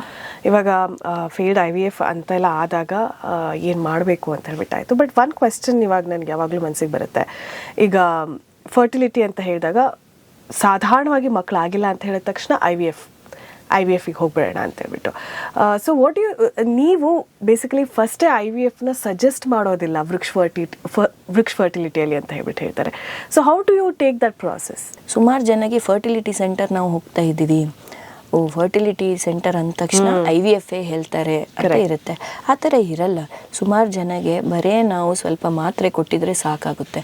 ಸ್ವಲ್ಪ ಜನಗೆ ಮಾತ್ರೆನೂ ಕೊಡೋದು ಬೇಡ, ಅವ್ರಿಗೆ ಬರೀ ಲೈಫ್ ಸ್ಟೈಲ್ ಚೇಂಜ್ ಮಾಡಿಬಿಟ್ಟು ಈ ಡೇಸ್ ಫರ್ಟೈಲ್ ವಿಂಡೋ ಅಂತ ಕರಿತೀವಿ, ಆ ಫರ್ಟೈಲ್ ವಿಂಡೋಸ್ನಲ್ಲಿ ನೀವು ಟ್ರೈ ಮಾಡಿರಿ, ಎಲ್ಲ ಸರಿ ಇದೆ, ಬೇಸಿಕ್ ಟೆಸ್ಟ್ಗಳು ನಿಮ್ಮಿಬ್ರದ್ದು ಚೆನ್ನಾಗಿದೆ, ನೀವು ಈ ಥರ ಟ್ರೈ ಮಾಡಿ ನೋಡ್ರಿ, ಆಗಿಲ್ಲ ಅಂದರೆ ಬನ್ನಿ ಅಂತ ಹೇಳ್ತೀವಿ. ಅವರು ಲೈಫ್ ಸ್ಟೈಲ್ ಚೇಂಜ್ ಎಲ್ಲ ಮಾಡಿಬಿಟ್ಟು ಕರೆಕ್ಟಾಗಿ ಅವರು ನ್ಯಾಚುರಲ್ ಆಗಿ ಟ್ರೈ ಮಾಡಿಬಿಟ್ಟು ಆಮೇಲೆ ಪ್ರೆಗ್ನೆಂಟ್ ಆಗಿಬಿಟ್ಟೆ ಬಂದುಬಿಡ್ತಾರೆ. ನಾವು ಏನು ಕೊಟ್ಟಿದ್ವಿ, ಏನು ಮಾಡಿದ್ವಿ, ಏನು ಮಾಡಿಲ್ಲ. ಸ್ವಲ್ಪ ಜನಗೆ ನಾವು ಮಾತ್ರೆ ಕೊಡ್ತೀವಿ, ಮಾತ್ರೆ ಕೊಟ್ಬಿಟ್ಟು ಓವ್ಯುಲೇಷನ್ ಟ್ರ್ಯಾಕ್ ಮಾಡ್ತೀವಿ, ಯಾಕಂದರೆ ಅವ್ರದ್ದು ಎಗ್ ರಿಲೀಸೇ ಆಗಲ್ಲ. ಆ ಥರ ಏನಾದರೂ ಇದ್ದವಾಗ್ಲೂ ನಾವು ಕರೆಕ್ಟ್ ಟೈಮ್ನಲ್ಲಿ ನೀವು ಟ್ರೈ ಮಾಡಿದರೆ ಸುಮಾರು ಜನಗೆ ಪ್ರೆಗ್ನೆನ್ಸಿ ಆಗೋಗುತ್ತೆ. ಸ್ವಲ್ಪ ಜನಗೆ ಕಣ ಎಲ್ಲ ಕಡಿಮೆ ಇರುತ್ತೆ, ಅಂಥದ್ದವ್ರಿಗೆ ಪ್ರೆಗ್ನೆನ್ಸಿ ಆಗ್ತಾ ಇಲ್ಲ ಅಂದರೆ ಓವ್ಯುಲೇಷನ್ ಟೈಮ್ನಲ್ಲಿ ಕಣ ಎಲ್ಲ ವಾಶ್ ಮಾಡಿಬಿಟ್ಟು ಒಳಗಡೆ ಗರ್ಭಾಶಯ ಒಳಗಡೆ ಓವ್ಯುಲೇಷನ್ ಟೈಮ್ನಲ್ಲಿ ಇಟ್ಬಿಡ್ತೀವಿ. ಸೊ IUI ಅಂತ ಮಾಡ್ತೀವಿ. ಸೊ ಎಲ್ಲರಿಗೆ ಆ್ಯಪಲ್ ಟ್ರೀಟ್ಮೆಂಟ್ ಅಂತ ಇರಲ್ಲ. ಅವರು ರಿಪೋರ್ಟ್ಸ್ ಪ್ರಕಾರ, ಅವರು ಹಿಸ್ಟ್ರಿ ಪ್ರಕಾರ, ಅವ್ರಿಗೆ ಏನೇನಾಗಿದೆ, ಎಷ್ಟು ವರ್ಷ ಆಗಿದೆ, ಅವ್ರ ಏಜ್ ಪ್ರಕಾರ 28 ವರ್ಷ 25 ವರ್ಷ ಹುಡುಗಿ ಒಂದು ಪ್ರಾಬ್ಲಮಿಂದ ಬಂದರೆ ಅದು ಬೇರೆ ಥರ ಮಾತಾಡ್ತೀವಿ ನಾವು. ಅದೇ 38-40 ವರ್ಷ ಹುಡುಗಿ ಅವರು ಆ ಏಜ್ನಲ್ಲಿ ಬಂದವಾಗ ನಾವು ಬೇರೆ ಥರ ಮಾತಾಡಬೇಕು. Because age is the biggest fertility index. ಈಗ ನಿಮ್ಗೆ ಏನೂ ಗೊತ್ತಿಲ್ಲ, ಈಗ 20 ವರ್ಷ ಹುಡುಗಿ ಬಂದ್ಬಿಟ್ಟು ಅಕ್ಕ ನನಗೆ ಮಕ್ಕಳಾಗ್ತಾರ ಅಂದರೆ ನೀವೇನು ಹೇಳ್ತೀವಿ, ಯಾಕಾಗಲ್ಲ, 20 ವರ್ಷ ಇದ್ದೀನಿ, ನೀನು ಆರಾಮಾಗಿ ಆಗ್ಬಿಡುತ್ತೆ ಅಂತ. 30-35ಗೆ ಎಲ್ಲರ ಮದುವೆ ಈಗ 30 ಆದ್ಮೇಲೆ ಆಗ್ತಾ ಇದೆ, ಏನಾಗಲ್ಲ, ಒಂದ್ಸಲ ಆಗಿಲ್ಲ ಅಂದರೆ ತೋರಿಸ್ಕೋ ನೀವು ಡಾಕ್ಟರ್ನ ಅಂತ ಹೇಳ್ತೀನಿ. 45 ಆದಮೇಲೆ 40-45ಗೆ ಬೇಡ, ನೀವು ಪ್ಲ್ಯಾನ್ ಮಾಡಬೇಕು, 40 ಇಯರ್ಸ್ ಆಗಿದೆ ಅಲ್ಲ, ಒಂದ್ಸಲ ಚೆಕಪ್ ಮಾಡಿಸ್ಕೊಳ್ಳಿ ಅಂತ ನೀವೇ ಹೇಳ್ತೀರಿ ಅಲ್ವಾ. ಹಾಗೆ age is the biggest fertility index. ಅದಕ್ಕಿಂತ ಜಾಸ್ತಿ ದೊಡ್ಡದು ಯಾವುದೂ ಇಲ್ಲ. ಬಟ್ 20 ವರ್ಷ ಹುಡುಗಿನೂ 1 ವರ್ಷ ಟ್ರೈ ಮಾಡಿದ್ದೀನಿ ಆದರೂ ಮಕ್ಕಳಾಗ್ತಾ ಇಲ್ಲ ಅಂದರೆ ನೀವು ಹೋಗಿ ಚೆಕಪ್ ಮಾಡಿಸ್ಕೋಬೇಕು. 30 ಆದಮೇಲೆ 33 ಆದಮೇಲೆ ಒಂದು 6 ತಿಂಗಳು ಟ್ರೈ ಮಾಡಿದರೆ ಆಗ್ತಾ ಇಲ್ಲ ಅಂದರೆ ಯು ಹ್ಯಾವ್ ಟು ಗೋ ಒಂದು ಫರ್ಟಿಲಿಟಿ ಬೇಸಿಕ್ ಚೆಕಪ್ ಮಾಡಿಸ್ಕೊಳ್ಳಿ, ಎಲ್ಲ ಚೆನ್ನಾಗಿದೆಯಾ ಇಲ್ಲ. ಈಗಿನ ಕಾಲನಲ್ಲಿ ಮದುವೆ ಆಗೋಕ್ಕಿಂತ ಮುಂಚೆನೇ ಬರ್ತಾ ಇದ್ದಾರೆ. ಎಕ್ಸಾಕ್ಟ್ಲಿ ಅದನ್ನೇ ಕೇಳಬೇಕು ಅಂತಿದೆ. ಟಾಕಿಂಗ್ ಅಬೌಟ್ ಏಜ್ ಎಲ್ಲ ಈ ಫ್ಯಾಕ್ಟರ್ಸ್ಗಳು ಬಂದಾಗ ಎಗ್ನ ಫ್ರೀಸ್ ಮಾಡೋದಕ್ಕೆ ಬರ್ತಾ ಇದ್ದಾರೆ ಅಲ್ವಾ. So above 30. ಸೊ ಬೆಂಗಳೂರು ಇವಾಗಂತೂ ಪ್ರೊಫೆಷನ್ ಡ್ರಿವನ್. ಸೊ ಪ್ರತಿಯೊಬ್ಬ ವಿಮೆನ್ ಕೂಡ ಆಸ್ಪಿರೇಷನಲ್, ಅವಳ ಕರಿಯರ್ನ ಬಿಲ್ಡ್ ಮಾಡ್ತಾಳೆ. ಹಾಗಂತ ಅವಳ ಹೆಲ್ತ್ ಪರ್ಸನಲ್ ಲೈಫ್ನು ಕೂಡ ಬಲಿ ಕೊಡೋದಕ್ಕೆ ಇಷ್ಟ ಇರೋದಿಲ್ಲ ಅಟ್ ಟೈಮ್ಸ್. ಸೊ ಎಗ್ನ ಫ್ರೀಸ್ ಮಾಡಬೇಕು ಅಂತ ನಿಮ್ಮ ಹತ್ರ ಬಂದಾಗ how do you guide them and what do you tell about egg freezing? We have so many women who are walking in, young girls who are walking in. We have many TV personalities, film actresses. ಅವರು ಬಂದ್ಬಿಟ್ಟು eggs freeze ಮಾಡಿಸ್ಕೊತಾ ಇದ್ದಾರೆ. ಅವರು because I think may be also because people are voicing out. ಈಗ ಬಂದ್ಬಿಟ್ಟು ಎಷ್ಟು ದೊಡ್ಡ ದೊಡ್ಡ actors actresses ಅವರೆಲ್ಲ ಬಂದ್ಬಿಟ್ಟು ಓಪನ್ ಆಗಿ ಮಾತಾಡ್ತಾ ಇದ್ದಾರೆ. ನಾವು ಈ ತರ ಎಗ್ ಫ್ರೀಸ್ ಮಾಡಿಸ್ಕೊಂಡಿದ್ವಿ. ಪ್ರಿಯಾಂಕಾ ಚೋಪ್ರಾ, ಉಪಾಸನಾ ಕಾಮಿನೇನಿ, ಭಾವನಾ ಗಿರೀಶ್ ಅವರೆಲ್ಲರೂ ಎಷ್ಟು ಜನ ಬಂದ್ಬಿಟ್ಟು ಹೇಳ್ತಾ ಇದ್ದಾರೆ IVF ಬಗ್ಗೆ, ಸರೋಗೆಸಿ ಬಗ್ಗೆ, ಎಗ್ ಫ್ರೀಸಿಂಗ್ ಬಗ್ಗೆ. ಸೊ ಅವೇರ್ನೆಸ್ ಅನ್ನೋದು ತುಂಬ ಜಾಸ್ತಿ ಆಗಿದೆ.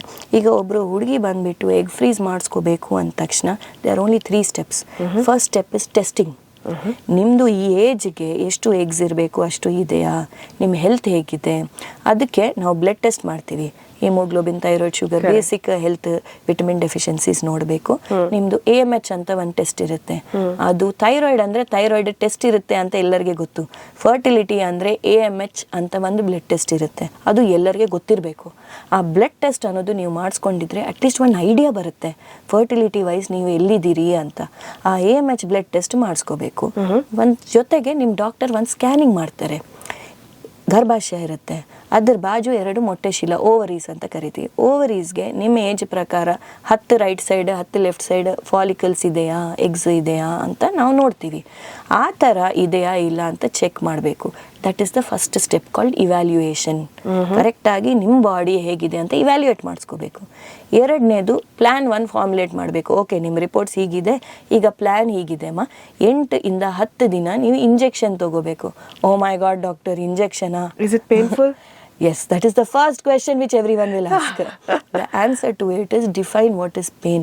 ನನಗೆ ಒಂದು ಚಿಕ್ಕ ಪ್ರಿಕ್ ಆಗಿದ್ರೆ maybe I will hold until ನನಗೆ ತುಂಬ ನೋವಿದೆ. Maybe you will be like, oh ಏನಿಲ್ಲ ಇಲ್ಲಿ, ಪರವಾಗಿಲ್ಲ, ಸ್ವಲ್ಪ ನನಗೆ ಈ ಥರ ಆಗ್ತಾ ಇರುತ್ತೆ, ಸ್ವಲ್ಪ ಇದೆ, ಇಟ್ಸ್ ಓಕೆ ಅಂತ ಹೇಳ್ತೀರಿ. ಆ ಥರ ಅದು ತುಂಬ ಥಿನ್ ಹೇರ್ ಲೈಕ್ ನೀಡಲ್ ಇರುತ್ತೆ. ಅಷ್ಟು ಥಿನ್ ನೀಡಲಿಂದ ನೀವು ಇನ್ಸುಲಿನ್ ಹೇಗೆ ಶುಗರ್ ಪೇಷಂಟ್ಸ್ ತಗೋತಾರೆ ಆ ಥರ ನೀಡಲ್ ದಿನ ನೀವು 10 ದಿನ ತಗೋಬೇಕು. ಯಾಕೆ? ಅದು ಡೈಲಿ ಆ ಕೆಲಸ ಮಾಡೋದು ಡ್ರಗ್ ಒಂದೇ ದಿನ ಎಫೆಕ್ಟ್ ಇರುತ್ತೆ, ಅದಕ್ಕೆ ಡೈಲಿ ನೀವು ತಗೋಬೇಕು. ಅದು ತಗೊಂಡಿದ್ರೆ ಏನಾಗುತ್ತೆ, ನಿಮ್ಮ ಬಾಡಿನಲ್ಲಿ ಆ ತಿಂಗಳಿಗೆ ಎಷ್ಟು ಎಗ್ಸ್ ಇದೆ ಆ ಎಲ್ಲ ಎಗ್ಸ್ ಗ್ರೋ ಆಗುತ್ತೆ. 3rd and final step is your eggs retrieval. ಅಂದರೆ ಎಗ್ಸ್ ಎಲ್ಲ ಗ್ರೋ ಆಗಿದ್ದನ್ನ ಅದನ್ನು ತೆಗೆಯೋದು. ಅದು ಅಂಡರ್ ಎನೆಸ್ಥೀಶಿಯಾ, ಅಂದರೆ ಪ್ರಜ್ಞೆ ತಪ್ಪಿಸೋದು ಮಾತ್ರ ಎಲ್ಲ ಕೊಡ್ತೀವಿ. You will sleep.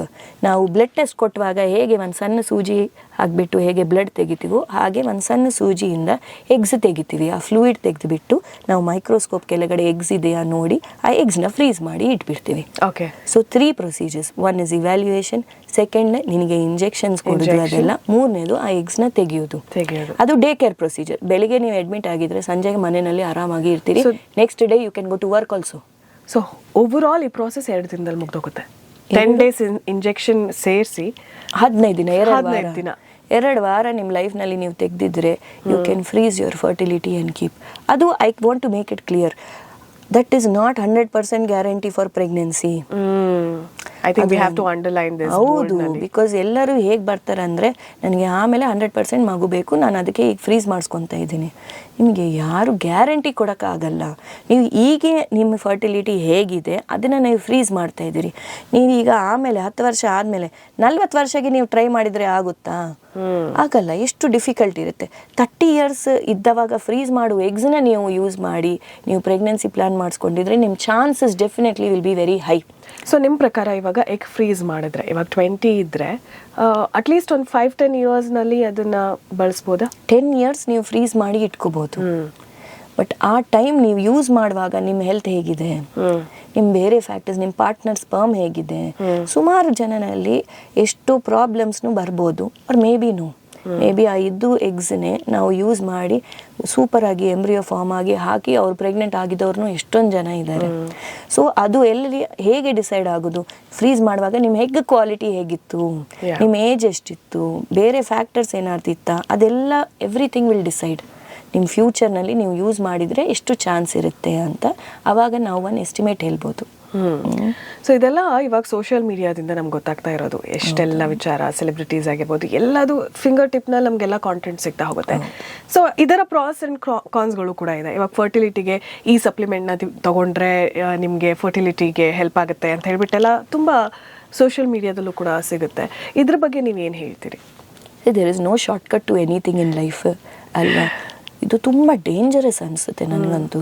Herbal tease ಕುಡೀರಿ ಎಲ್ಲ ಸರಿ ಆಗೋಗುತ್ತೆ, ಇದು 1 ಟ್ಯಾಬ್ಲೆಟ್ ತಗೋಲಿ ಎಲ್ಲ ಸರಿ ಆಗೋಗುತ್ತೆ, ಇದು ಏನೋ ಒಂದು ಸಿರಪ್ ತಗೋಬೇಕು, ಈ ಥರ ಎಲ್ಲ ಎಕ್ಸಸೈಸ್ ಮಾಡಬೇಕು, ನಿಮಗೆಲ್ಲ ಕ್ಲಿಯರ್ ಆಗಿಬಿಡುತ್ತೆ. ನೀವು ಅರ್ಥ ಮಾಡ್ಕೋಬೇಕು, ನೀವೆಷ್ಟು ಇದೆಲ್ಲ ನಂಬ್ತಾ ಇದ್ದೀರಲ್ವಾ ಅಷ್ಟೇ ನೀವು ಟೈಮ್ ವೇಸ್ಟ್ ಮಾಡ್ತಾ ಇದ್ದೀರಿ. ಫರ್ಟಿಲಿಟಿನಲ್ಲಿ your time is everything.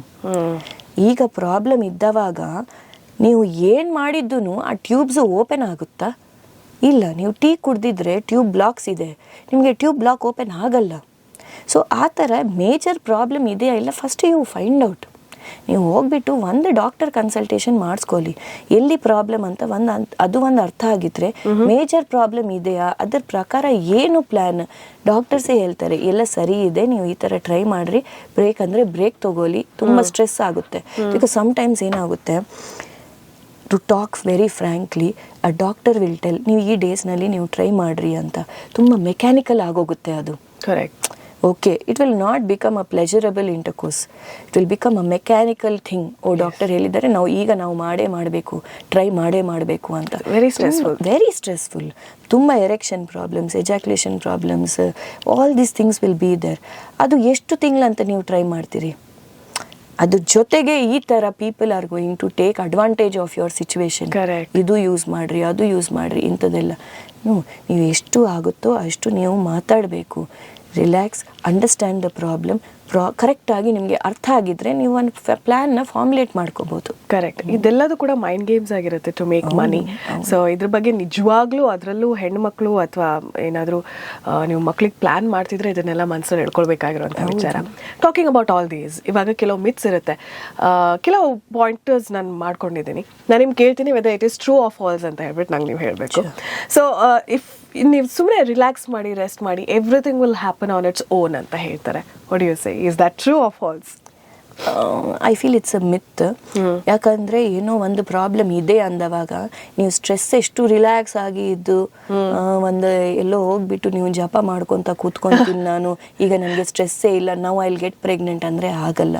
Problem ಏನಿದೆ ಅಂತ ಇವ್ಯಾಲ್ಯೂಯೇಟ್ ಮಾಡಬೇಕು. ಜೊತೆಗೆ ಡೆಫಿನೆಟ್ಲಿ ನಾವು ಇದಕ್ಕಿಂತ ಮುಂಚೆ ಮಾತಾಡಿರ್ತಾರ, ಸ್ಟ್ರೆಸ್ ಕಂಟಿನ್ಯೂಸ್ ಆಗಿ ತುಂಬ ಜಾಸ್ತಿ ಸ್ಟ್ರೆಸ್ ಇದ್ದವಾಗ it is going to cause a problem, but it is not the only sole reason ಅಂತ ಇರಲ್ಲ. ಇವಾಗ ನೀವು ಹೇಳಿದ್ರಿ time is everything in fertility. So egg freezing ಇಂದ ಹಿಡಿದು ಏಜ್ ಫ್ಯಾಕ್ಟರ್ ಪ್ರತಿಯೊಂದು ಮ್ಯಾಟರ್ ಆಗುತ್ತೆ ಅಂತ ಒಂದು ಮಾತಿದೆ. 30 years ಮೇಲೆ ಮಕ್ಕಳಾಗೋದಿಲ್ಲ, IVF ಸಕ್ಸಸ್ಫುಲ್ ಆಗೋದಿಲ್ಲ ಅಂತ. Is that a myth? Definitely a myth. Because 30 ಆದಮೇಲೆ ಎಗ್ಸ್ ಅನ್ನೋದು ತುಂಬ ಬೇಗ ಫಾಲ್ ಆಗಿಬಿಡುತ್ತೆ.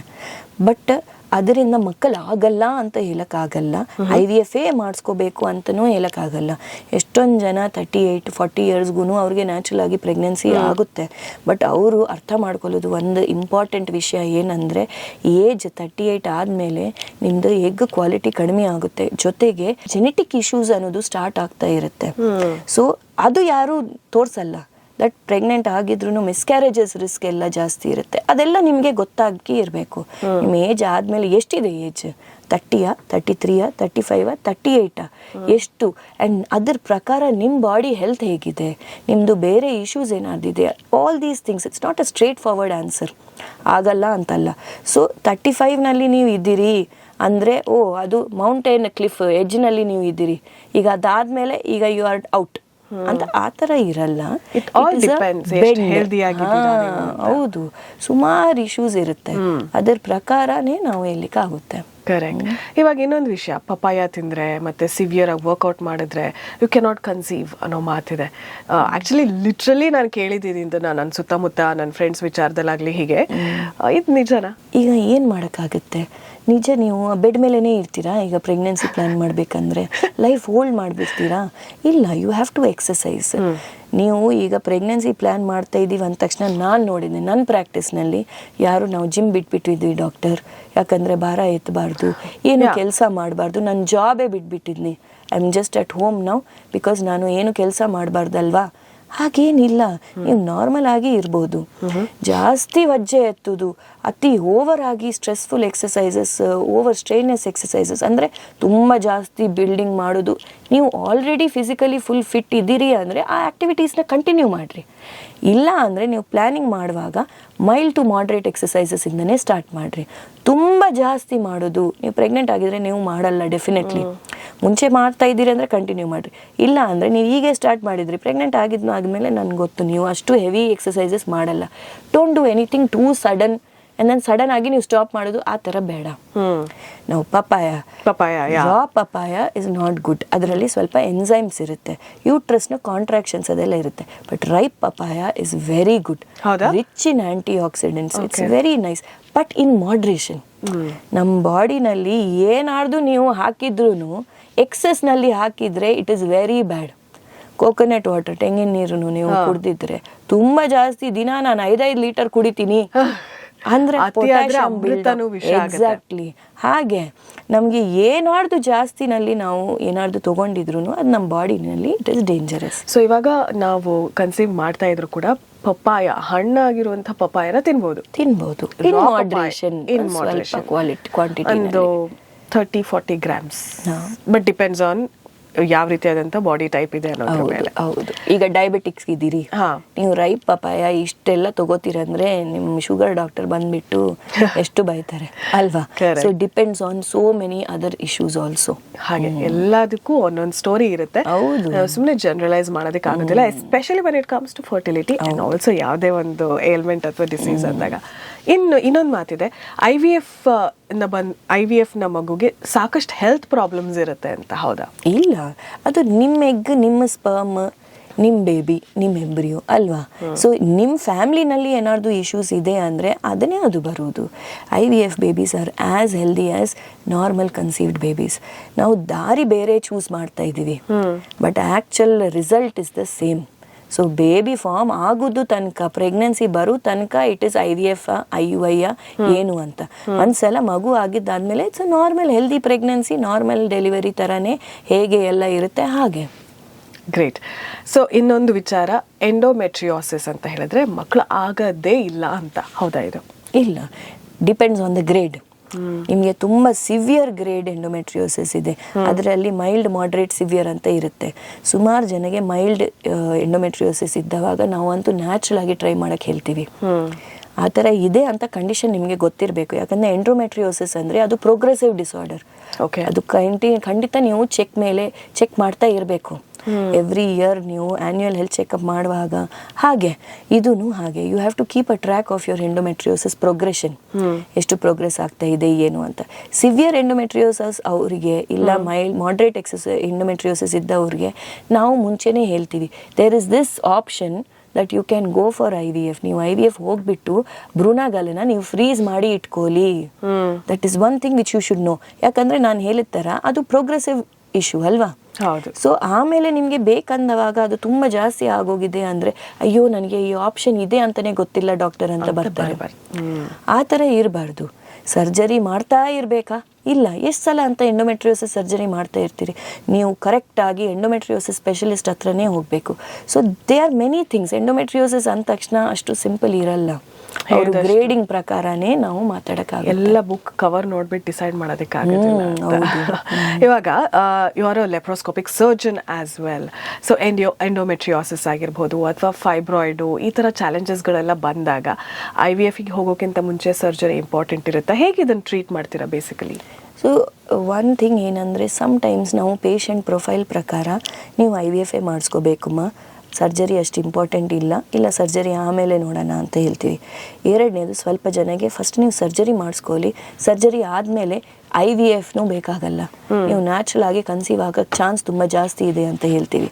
ಆ ಥರ ಸ್ವಲ್ಪ ಜನಕ್ಕೆ ಎರಡೂ ಮಾಡಬೇಕು ಅಂತ ಹೇಳ್ತೀವಿ. ಅದು ಪ್ರಾಬ್ಲಮ್ ಪ್ರಕಾರ ನಾವು ಹೇಳಲಿಕ್ಕಾಗುತ್ತೆ. ನಾವು ಈಗ ಬರೀ ಒಂದು ಸಾಯಿಲ್ ಪ್ರಾಬ್ಲಮ್ ಇದೆ ಅಂದರೆ ನಾವು ಹೋಗಿ ಒಂದು ಬೀಜ ಹಾಕಿಬಿಟ್ಟಿದ್ರೆ ಆಗೋಗುತ್ತಾ? ಇಲ್ಲ, ಆ ಸಾಯಿಲ್, ಆ ಗ್ರೌಂಡನ್ನ ನಾವು ಕ್ಲಿಯರ್ ಮಾಡಬೇಕು. So surgery is going to be prime importance in certain conditions. Like ನೀವು ಸಿವಿಯರ್ ಎಂಡೋಮೆಟ್ರಿಯೋಸಿಸ್ ಇದ್ದವಾಗ ಅದನ್ನು ಕ್ಲಿಯರ್ ಮಾಡಬೇಕು. ನೀವು IVFನೂ ಮಾಡಿದರೆ ಸ್ವಲ್ಪ ಜನಗೆ IVFನೂ ಮಾಡೋಕ್ಕಾಗಲ್ಲ, ಅಷ್ಟು ದೊಡ್ಡ ದೊಡ್ಡ ಸಿಸ್ಟ್ಸ್ ಇತ್ತು, ಎಲ್ಲ ಸ್ಟಕ್ ಆಗಿ ಇದೆ ಎಲ್ಲ ಬಲಗಡೆ ಅಂದರೆ ನಾವು ಏನು ಮಾಡೋಕ್ಕಾಗಲ್ಲ. IVF ಆದಮೇಲೆ ಆಮೇಲೆ ಮಾಡಬೇಕು, ಫಸ್ಟ್ ಸರ್ಜರಿ ಮಾಡಬೇಕಾಗುತ್ತೆ. ಸ್ವಲ್ಪ ಜನಗೆ ಆ ಸರ್ಜರಿ ಎಲ್ಲ ಮಾಡಿ ಕ್ಲಿಯರ್ ಮಾಡಿದ್ದಾದಮೇಲೆ ನ್ಯಾಚುರಲ್ ಆಗಿ ಪ್ರೆಗ್ನೆನ್ಸಿ ಬಂದುಬಿಡುತ್ತೆ.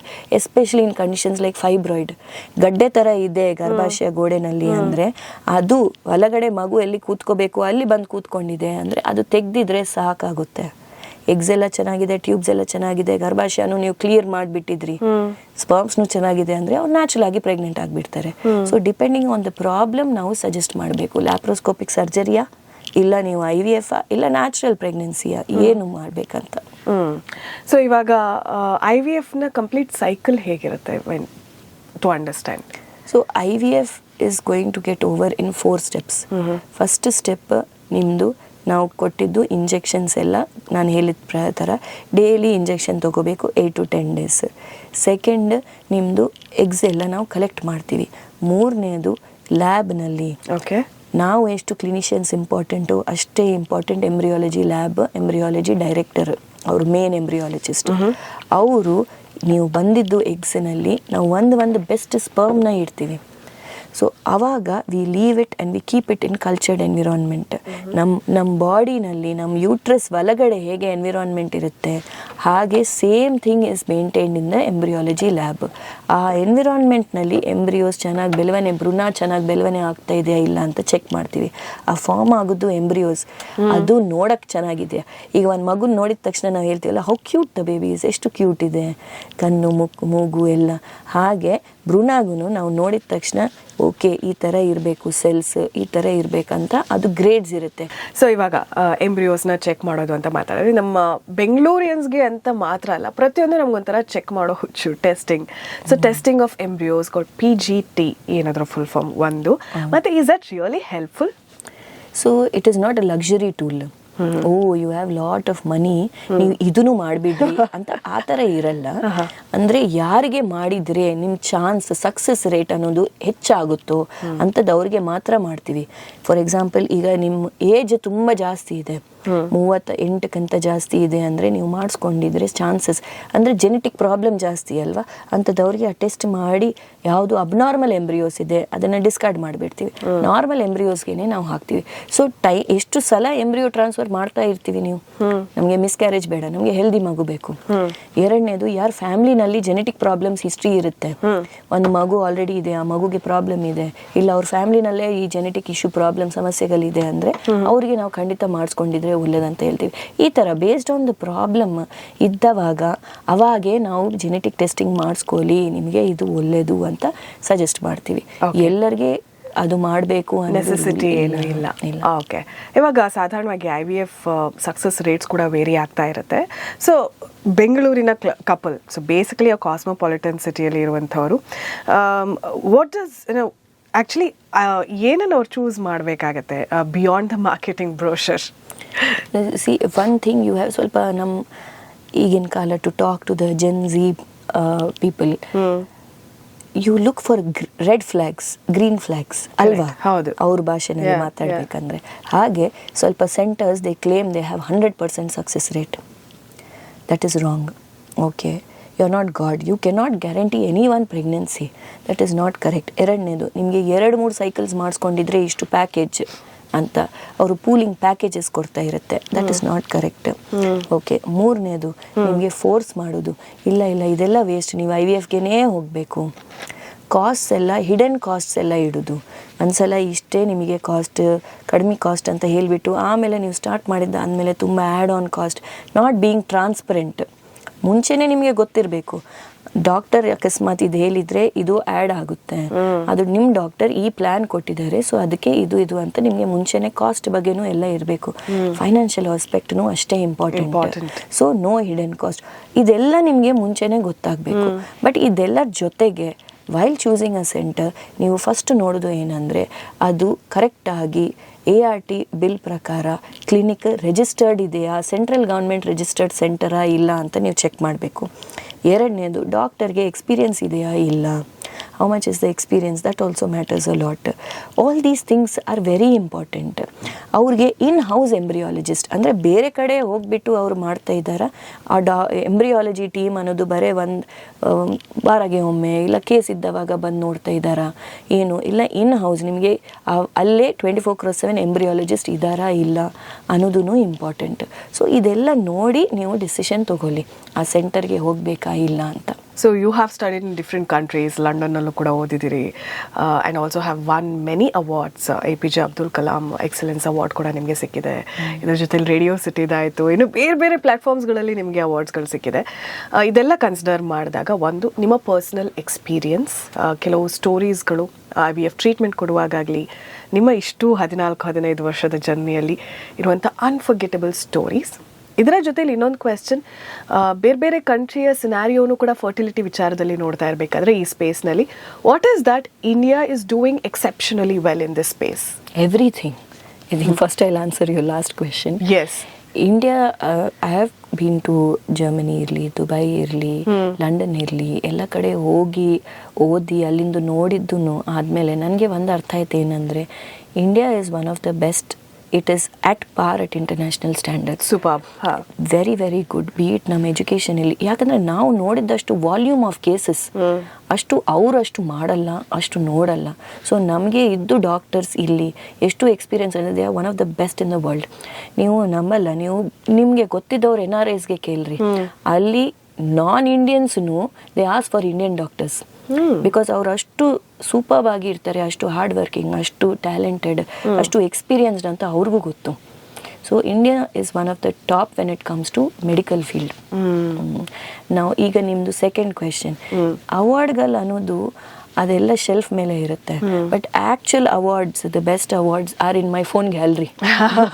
ನಮಗೆ ಯಾವುದು ಪಿಕ್ಚರ್ಸ್ ಅವರು ಕಳಿಸ್ತಾ ಇರ್ತಾರೆ, ಬರ್ಡೇಸ್ಗೆ ಇರಲಿ ಏನಾದ್ರು, ಆ ಪಿಕ್ಚರ್ಸ್ಗಿಂತ ದೊಡ್ಡದು ನಮಗೆ ಏನು ಯಾವುದು ಅದು ಇರಲ್ಲ. There is no greater feeling of having the best award apart from that gallery of your patients when they send you the images.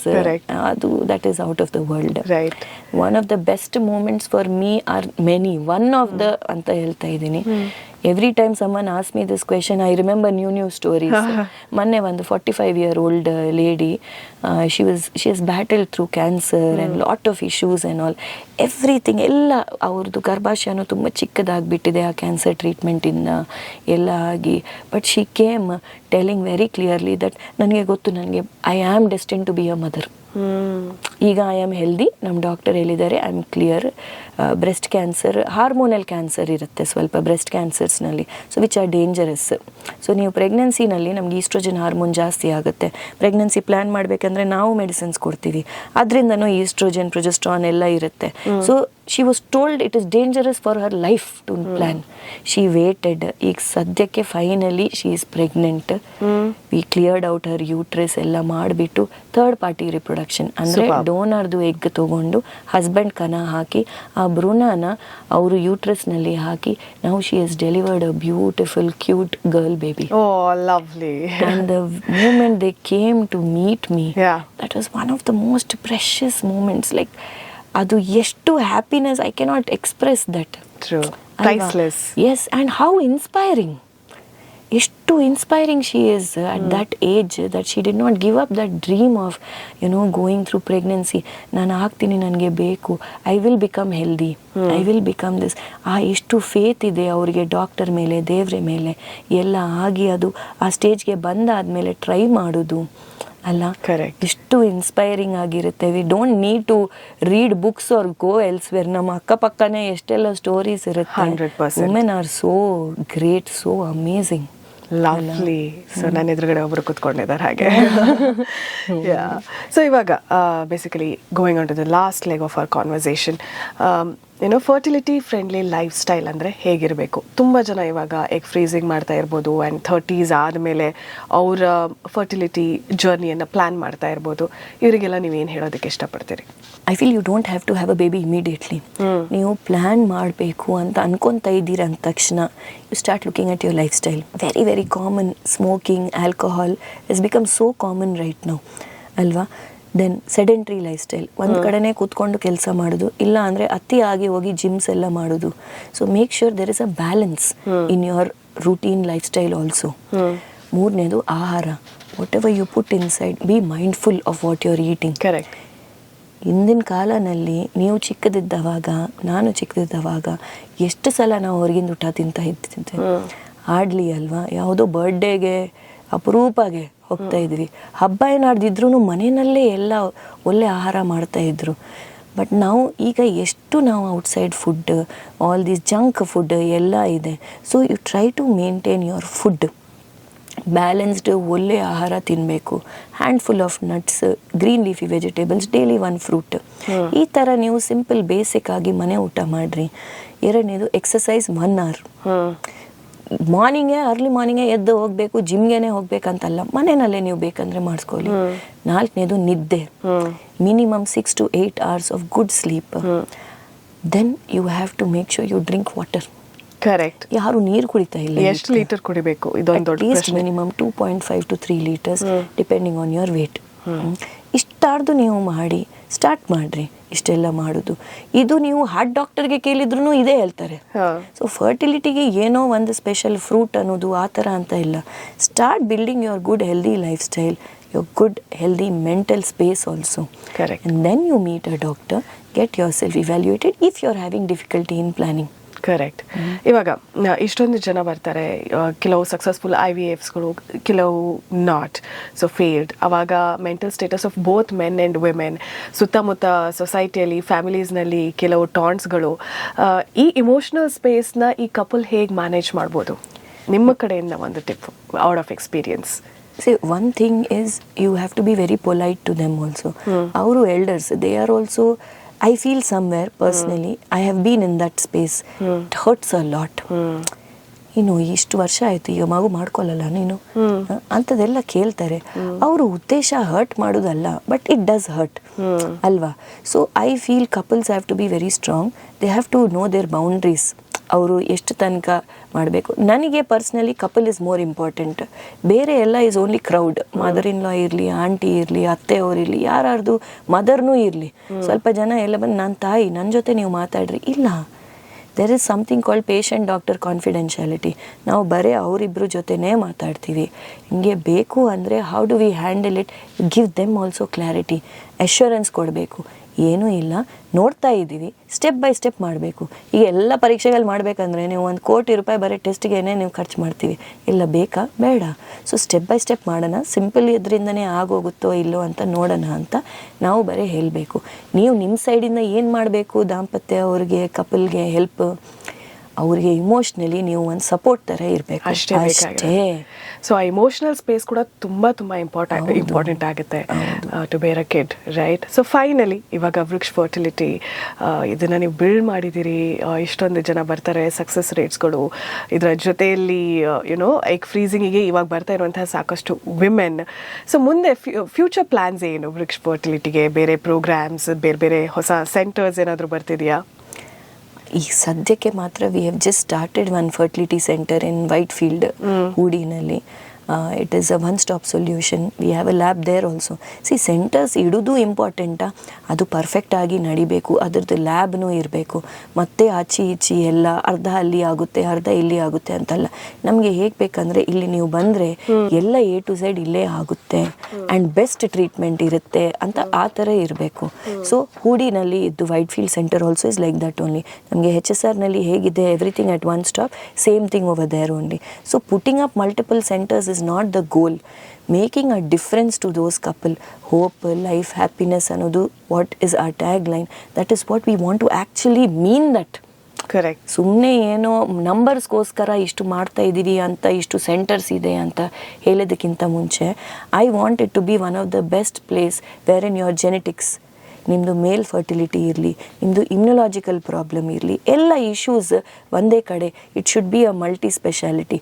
ನಿಮಗೆ ಹೇಗೆ ಒಂದು ಹಾಸ್ಪಿಟಲ್ಗೆ ಹೋಗಿದ್ರೆ ಬೋನ್ ಡಾಕ್ಟರ್, ಬೇಬಿ ಡಾಕ್ಟರ್ ಅದೆಲ್ಲ ಇರುತ್ತೆ, ಫರ್ಟಿಲಿಟಿಗೂ ಈಗ ಫ್ಯೂಚರ್ನಲ್ಲಿ they are many branches which are going to come up. I want to make sure that everything is available in Vriksh. That is should become one of the best tertiary center for fertility. Superb. So that's how I am looking at it. Plus ಜೊತೆಗೆ ನಾವು training ಅದೆಲ್ಲನೂ ಕೊಡ್ತಾ ಇದ್ದೀವಿ embryology side. ನಾವು ಡಾಕ್ಟರ್ಸ್ಗೂ young ಡಾಕ್ಟರ್ಸ್ಗೂ training ಅನ್ನೋದು fellowship ಅದೆಲ್ಲನೂ start ಮಾಡ್ತಾ ಇದ್ದೀವಿ. Lovely. So that is more of quality than quantity ಅಂತ ನೀವು ಬಿಲೀವ್ ಮಾಡ್ತೀರಿ. Wishing you a great success and heartiest congratulations. Radio City Karnataka ನಿಮಗೆ ಈ ಐಕಾನ್ ಅವಾರ್ಡ್ ಸಿಕ್ಕಿದೆ for excellency in advanced care and fertility treatment. Doctor Sneha Shetty ಅವರೇ, ನಿಮ್ಮ ಜೊತೆ ಮಾತಾಡಿ ತುಂಬ ಖುಷಿ ಆಯಿತು. ಆ್ಯಂಡ್ ವೃಕ್ಷ್ ಫರ್ಟಿಲಿಟಿ ಸಾಕಷ್ಟು ವೃಕ್ಷಗಳನ್ನು ಸೆಂಟರ್ಸ್ಗಳಾಗಿ ಆ್ಯಂಡ್ ಕ್ವಾಲಿಟಿ ಸರ್ವಿಸ್ನ ಮಾಡಲಿ ಅಂತ ನಾನು ವಿಶ್ ಮಾಡ್ತೀನಿ.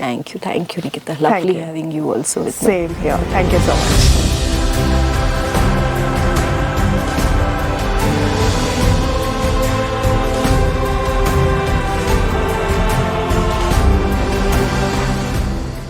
ಇಂತಹ ಹೆಚ್ಚಿನ ಕಾಂಟೆಂಟ್ಗಳಿಗೆ ಸಬ್ಸ್ಕ್ರೈಬ್ ಆಗಿ radio city Kannada YouTube channel.